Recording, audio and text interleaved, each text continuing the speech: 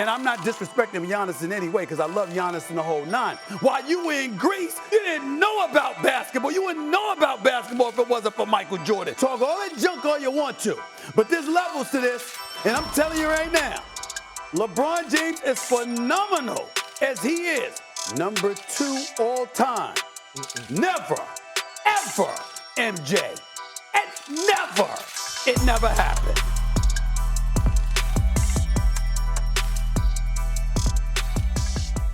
And so here we go again, back with another one. Welcome to the Dark Times channel.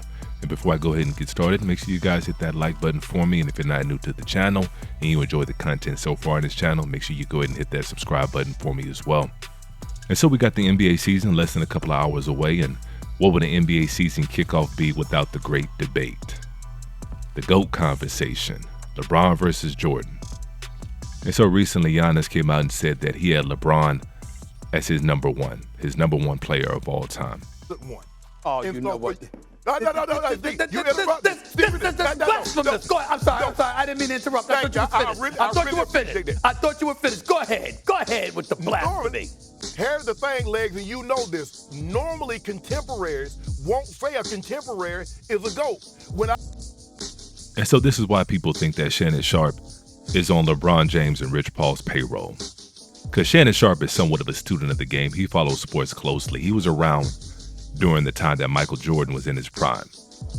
And so he knows goddamn well that everybody, I won't say everybody, but most of Michael Jordan's contemporaries crowned him during Michael Jordan's second year when he went up against one of the greatest teams of all time in the Boston Celtics with no help. No Scottie Pippen. It was a team full of journeymen and players well past their prime. MJ put up 63 points, 5 rebounds, 3 steals, 6 assists, and 2 blocks against one of the greatest teams of all time in the Boston Celtics in 1986. And after that game, what did Bird say? He said, "That's God in a Bulls uniform." It doesn't get any better than that. And so what are we talking about? Like I said, this is why people say that Shannon Sharpe is on the payroll. It is. I'm talking about a 10-time scoring champion, 9-time All-NBA defensive team player, a 6-time champion, a 5-time NBA Finals MVP. I'm sorry, playing 82 games a year, 80 to 82 games a year, about 9 or 10 of those years, okay? That Michael Jordan. Don't come to me about GOAT James and giving me some youngster as great as Giannis is, young whippersnapper, wet behind the ears, breath smelling like Similac, living in Greece, talking to me about how LeBron James is better than a dude that was balling before he was born. And by the way, even when he was born, he's the reason you knew about basketball in Greece, for crying out loud. It's because of Michael Jordan. You didn't bring that up while you were in Greece. And I'm not disrespecting Giannis in any way because I love Giannis in the whole nine. I'm simply saying his youth. You didn't know about basketball. You wouldn't know about basketball if it wasn't for Michael Jordan. What the hell are you talking about? So let's see. You can talk all that junk all you want to, but there's levels to this, and I'm telling you right now, LeBron James is phenomenal as he is. Number 2 all time. Never, ever, MJ. And let me go ahead and say this. I'll say this about Giannis. Giannis is a high-level thinker. He's somebody up there with the likes of a Kobe Bryant and the Michael Jordan in his mentality. He's not playing against other players in the NBA during the offseason. He's not trying to be buddy-buddy. And so Giannis knows that there's no way that he can pass up on Michael Jordan as far as legacy. He's somebody that knows that. And he's somebody that reveres a Michael Jordan. He reveres an Akeem Olajuwon. He reveres the legends. He reveres that mentality. He reveres the mindset. And so Giannis knows that there's no way he can pass a Michael Jeffrey Jordan. But if he keeps playing, he can for damn sure pass a LeBron James. Giannis can get a couple more rings, especially with the addition of Damian Lillard. He's got a chance to go out and get at least a few more rings. If not within the next couple of years, maybe on the back end. And I'm not sure if I can see Giannis passing LeBron James in points. I don't think he can catch him in points, but I know he could probably catch him in rebounds. Can definitely catch him in defensive players of the year. He's already surpassed LeBron James when it comes to that. To my knowledge, LeBron James doesn't have one defensive player of the year. Can definitely catch LeBron James in all NBA teams. Can definitely catch LeBron James in MVPs. And so he knows that he can pass up on LeBron James as far as legacy goes. And so if I had to bet money, that's the number one reason why he's coming out and saying it. That's the number one reason why he's coming out and saying that LeBron James is his GOAT. Because Giannis wouldn't say it otherwise. Because like I said earlier, Giannis is not looking to be buddy-buddy with people out here. He's out here trying to get in people's heads and trying to destroy them. And for me, at least for me personally, the whole idea of LeBron James ever surpassing Michael Jordan ended when LeBron James decided to take his talents to Miami. In this fall, man, it's very tough. In this fall, I'm going to take my talents to South Beach and join the Miami Heat. Because that would have been the equivalent of a Charles Barkley and a Reggie Miller teaming up with a Patrick Ewing in New York to stop a Michael Jordan, all in their primes. Because that's what happened. We had LeBron James in his prime, D-Wade in his prime, Chris Bosh in his prime. Because that's an unstoppable team, a team that actually underachieved. That team should have won at least 3 or 4 championships.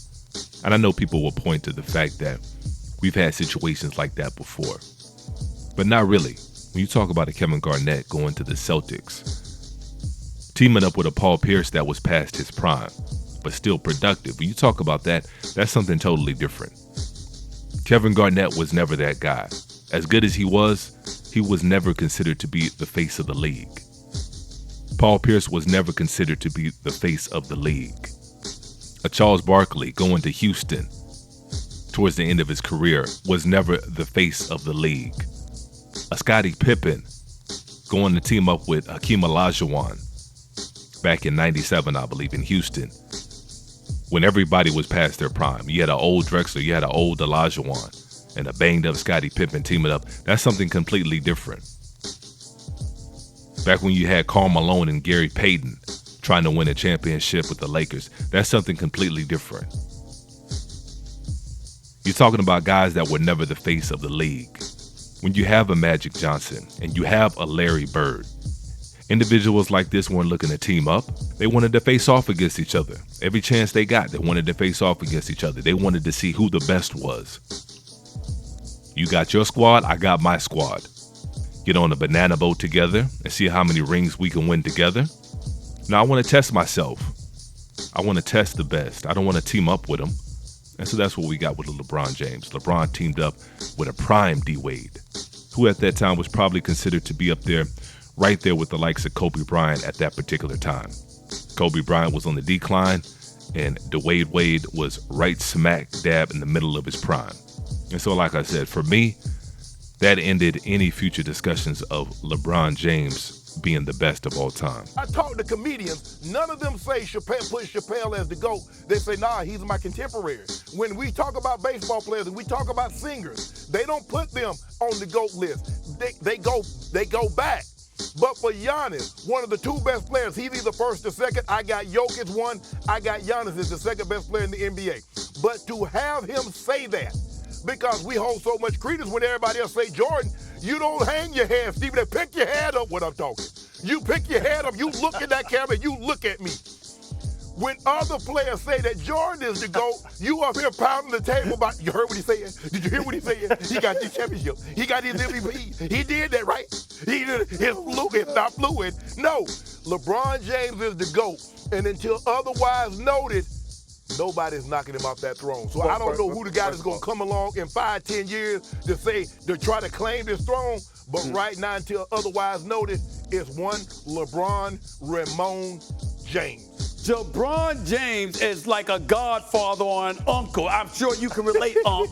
He's like a godfather or an uncle to most of the damn players playing today. You understand what I'm saying? I mean, this dude is a guy that is a 4-time champion, a 4-time league MVP. I don't know if you noticed him, like, I mean, it's an actual insult. It's so insulting. I mean, LeBron could hardly look at me, and Rich Paul and Maverick and everybody losing their damn mind.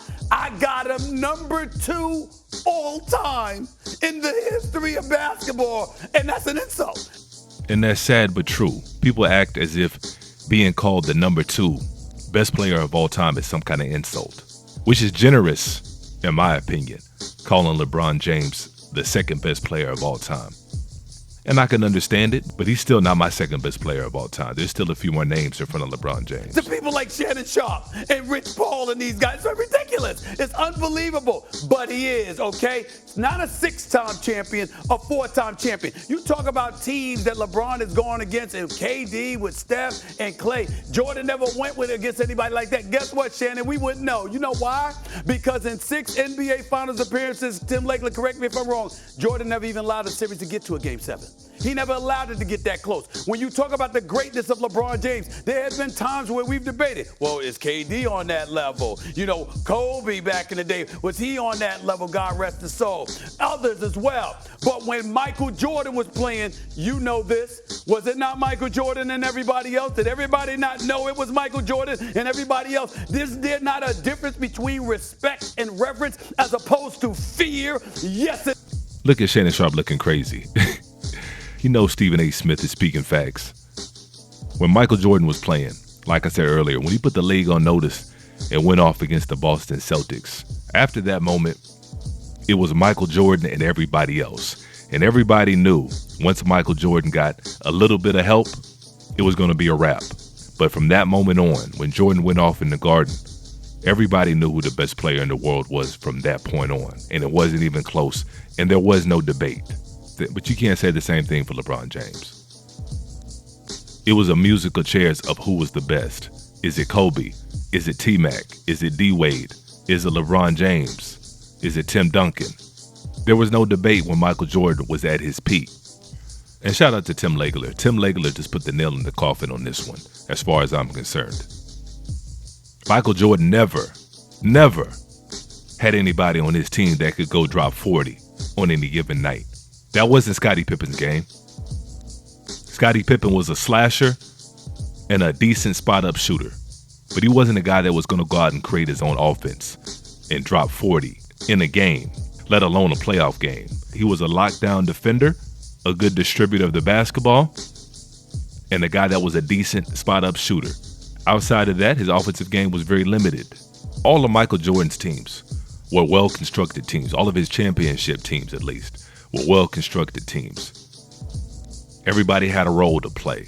He had a Dennis Rodman that was going to go out and defend and rebound. He had a Scottie Pippen that was going to defend and distribute and knock down some occasional shots. He had a Steve Kerr that was going to knock down an occasional shot.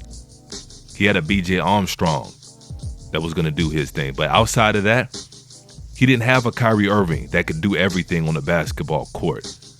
He didn't have an Anthony Davis that can do a little bit of everything on the basketball court and drop 40 and give you 20 rebounds. He didn't have a D-Wade that was going to give you 40, a Chris Bosh that was going to do his thing. And so that's the difference when we're talking about the GOAT conversation. Hey, and to your point right now, one of the reasons I will go with MJ is this. Michael Jordan never had anybody comparable to him offensively. Thank you. He played on. As great as Scottie Pippen was, he's not even close to being on that level on a given night to what Michael Jordan was offensively. LeBron did have Dwayne Wade, who got him through some tough moments. He did have Kyrie. He did have Anthony Davis, who won a Finals MVP. Yes. Right, so I'm not taking anything away from Scottie and Dennis Rodman and the groups that he had. But when you go look, Michael Jordan left Chicago. Scottie Pippen never averaged more than 14 points a game after that. Like, there's a reason. At 33 years old, he went right to 14 points a game. He had a ceiling offensively that Jordan was able to elevate those guys.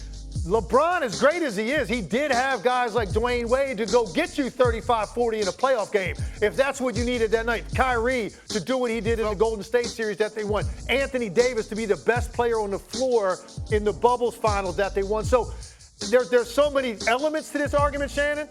And shout out to Tim Legler. Tim Legler just put the nail in the coffin on this one, as far as I'm concerned. Michael Jordan never had anybody on his team that could go drop 40 on any given night. That wasn't Scottie Pippen's game.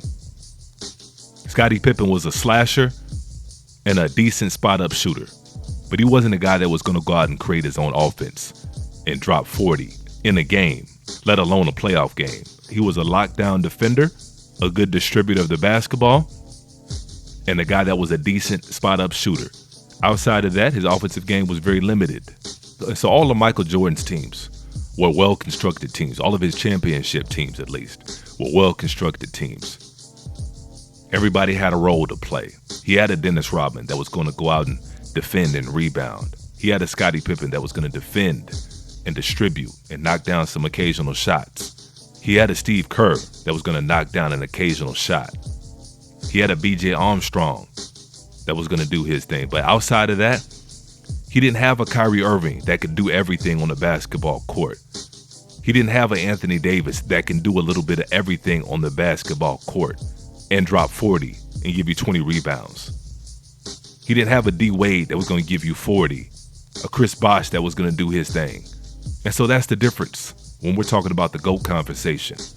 And like I said, Shannon Sharpe knows what time it is. He's somebody that gets paid to go out here and do his best to rep for LeBron James and Rich Paul, allegedly. And so like I said, I'm not mad at it. I would do the same thing if they cut me a check. I would be on YouTube saying LeBron James is the greatest player that ever played and ever will play. I would do the exact same thing. It's sports entertainment at the end of the day. And so that's where I stand on it pretty much. At the end of the day, it's all fun and games. It's sports entertainment we're talking about. And so I think that's going to be a good spot to end. And I thought this would be a good way to go ahead and kickstart the season. Make sure you guys go ahead and comment in the comment section on this one. I definitely want to chime in and be active in there as well. And make sure you guys hit the like button on your way out. And as usual, peace and chaos.